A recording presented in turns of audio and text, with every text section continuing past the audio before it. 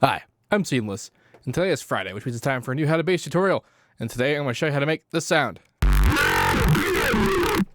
Yay. So I had a lesson, and I was explaining, I forget what, and I made a bass, and it actually isn't this bass, but it uses a lot about what this bass does. And I thought that'd be a neat idea to have that be a How to Bass, and so now I'm doing it, and here it is for the How to Bass. So there's a lot going on in the effects up here, and primarily is that there's this high pass filter, and then these two sort of notch things. They're actually still the peak filters, but they're just brought down to be pretty sharp. This is something that I took directly out of what Virtual Riot does to things, and we'll explain how that has an impact when we get there. And let's look at instead what it sounds like in the beginning. So in the beginning, it's a citrus. It is essentially a saw wave doing the whole FM thing, which is a little bit like oscillator sync to almost a saw wave. And this almost a saw wave idea actually is kind of a little bit interesting. The initial version of the sound, I had like a higher pitched version of the saw and different ideas, and it was a bit sharper and different. It was different, is what I'm saying. But what killed me about this, because this is actually like I went through so many versions of the sound before I finally laid on this one, because so many things about what I did with it changed the sound dramatically in a way that I didn't expect. And the almost saw here being kind of one of those ways. Anyway, you get shapes like this by you can you morph the waveform, and then you can do a little bit of tension. That's kind of what's causing the shape to do what it's supposed what it's doing there. The volume of operator 2, which is controlling the overall FM, is being linked to mod X, and that's what's being automated on this first thing there. So now we have this EQ. So like with that, I also have a sub coming out of here, but it doesn't matter at all because we're high passing it.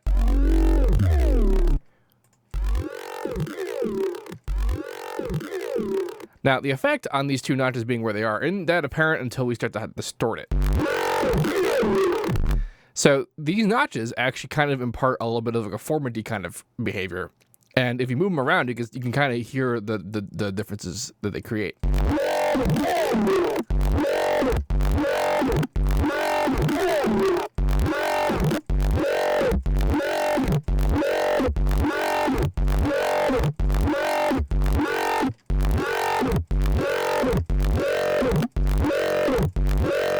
You can see how moving it around will affect it. It's a little bit subtle, and actually it'd be less subtle if I were still using Vocodex, because Vocodex was part of the original chain here. These minor changes come across quite powerfully in Vocodex when you do that kind of thing.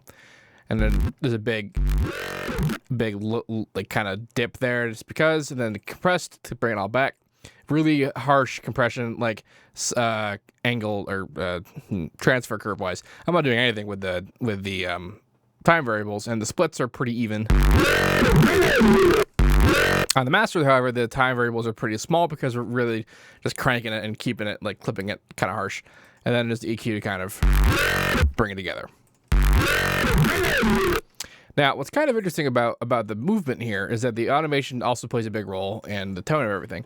And not just because the tone is determined by the position of the FM and all that, but the position of the high pass versus the position of the FM will create interesting kind of interplay.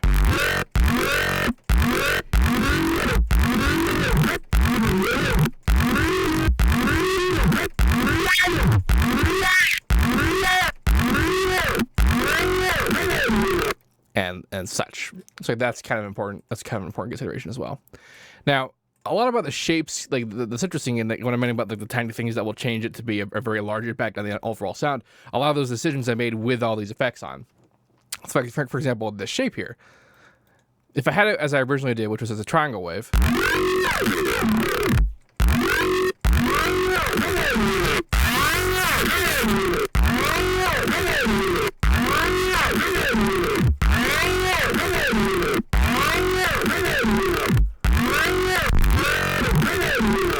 So you can see how that does a lot of damage. Also, like, if you do the same thing to the saw wave itself over here, a lot of fun things happen too.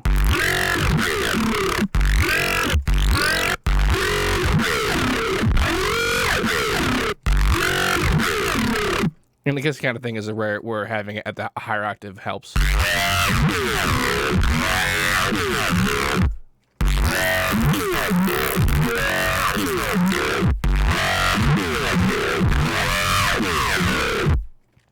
And that's always a lot of fun. And even beyond that, even beyond the primary changes of the waveforms and the positions and the amounts and all that, also the unison plays a big role in it. Like where the phase is and where the pitch is obviously matters in that regard. But even if you didn't have a lot of pitch, the phases and will have a big impact on the tone overall.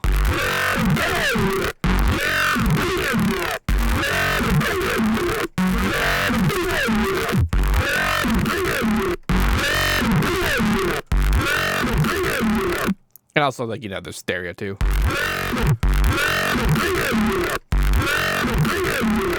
So that does a lot of fun stuff too. Like, and these are all very obvious things to do, like the unison control, the different kinds of waveforms, and then you know the position of the formula kind of stuff.